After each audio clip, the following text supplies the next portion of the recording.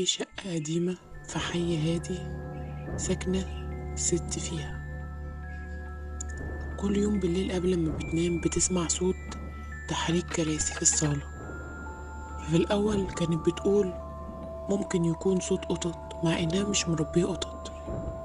وفي ليلة من الليالي قامت بهدوء علشان تشوف مصدر الصوت ده.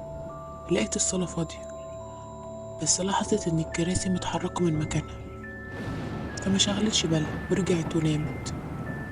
بعديها بيوم لقيت نفس الصوت بيتكرر، فقامت مرة واحدة بتشوف، لقيت آثار رجلين على الأرض، مع إنها هي عايشة لوحدها ومفيش حد غيرها في البيت.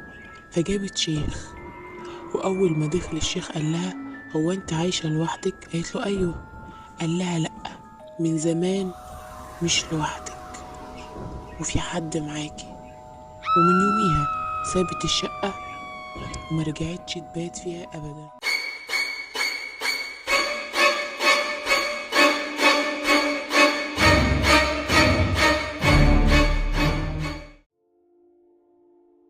وهنا هنكون وصلنا لنهاية حلقتنا، يا رب تكون عجبتكم، وما تنسوش اللايك والاشتراك في القناة وتفعيل الجرس، وقولوا رأيكم في التعليقات. شكرا.